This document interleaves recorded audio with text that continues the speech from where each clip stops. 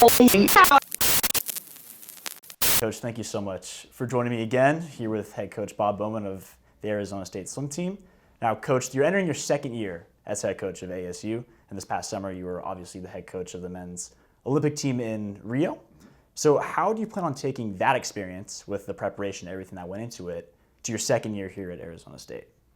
Well, there's several reasons that I think it'll really help us. Number one is that we have a lot more time now to focus on the ASU team specifically that I was spending on some of those Olympians and the preparation for the Olympics. So we're happy that things went very well. I think it really gave everyone a great picture of what's possible, you know, at ASU.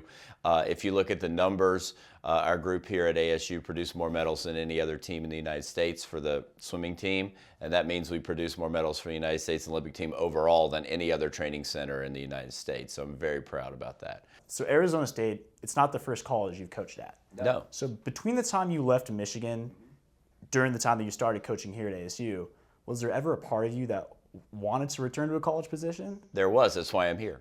You know, I really missed the college environment, and I missed being with young people at this age. I think it's a great time to influence them and sort of help them grow up, and that's why I came to ASU. So with a resume like yours, you know, there's probably a lot of places that would have wanted you to come by and coach. So what about Arizona State made you want to come and coach here? The opportunity and Ray Anderson. You know, when he spoke to me about what we could do here, the kind of support we would have, I've always felt like ASU should be better in swimming than it was. It has everything that you'd need to have a tremendous program. Obviously, we have beautiful facilities. We have a school to give you a world-class education. The weather is unbeatable, particularly today. I just felt like we had everything going for us here. And I also wanted to build a program kind of from, you know, up to the top level, not just take one that was at the top and keep it going. Were there any other programs that you may have wanted to step into and also build? I looked at a couple. Yeah, and this was by far the best opportunity. So when you took over as coach of ASU, what impressed you most about the current team you had? Their attitude. They really had a very good attitude towards the work. They were willing to learn and to try some new things.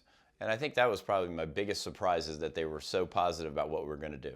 You mentioned in your book, The Golden Rules, Yeah. that it's healthy for someone to step out of their comfort zone. Oh, yeah. So when you took this job, how was it to step out of your comfort zone? Well, I was way out of my comfort zone because, you know, this is a pretty big risk for me professionally. You know, I'm going from coaching some of the top people in the world to taking over a team where we are pretty far from the top of the world rankings. So, you know, it's my job to bring people in who can do that and also develop the guys that we had here. And we had great success in both areas. I think we brought in a very good recruiting class.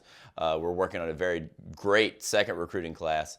And some of the athletes who were here did very well. 3 of them qualified for the Olympic Games. So for years and years now, throughout your amazing coaching resume, you've been known as a guy who's coached the greatest Olympian of all time, in Michael Phelps. Now that he has officially hung up the cap and goggles, What is your new goal for you as a coach? My goal is to make ASU the premier collegiate swimming program in the country. What steps do you think you need to take to achieve that? We need to keep doing what we're doing. We have to keep developing, you know, class after class. We need to bring in world-class talent, and we just need to basically work hard. That's basically what we need to do. We have everything that we need is here. We just have to keep going into work every day and trying to be a little bit better. Michael has said he wants to volunteer his time to help out. Yeah. But what roles do you see him in helping out? Where can he fit in? I think he'll just fit in, you know, kind of helping individual athletes with certain technical details or race strategies, those kind of things. I think that's where he's at his best. I don't think he's going to be here every day developing a training plan or anything, but I think when he is here, he'll add a lot of value. Do you think his experience may be able to add to some of the talent you already have here in coaching? Oh yeah, without question. You know, he has a very good eye for technical things, and he also has a very good eye for how to correct things. So I think if he can have enough patience to work with some of our guys until they get through the process of changing something, it'll be good for him and good for them. So the college atmosphere of swimming is different than the professional atmosphere. You have athletes that train for Grand Prix meets and championships and the Olympics. Right. And your college athletes, they train for dual meets, and there's like school pride and school spirit involved in that. Sure. So how was that hard for you to adjust when you first came here? Not hard at all. Not hard? I like that. I like that part of it. And I think it's great. It's a natural thing for them to have something bigger than themselves to kind of be, you know, aware of and to work for. And it's just a natural thing. I think it's a great thing.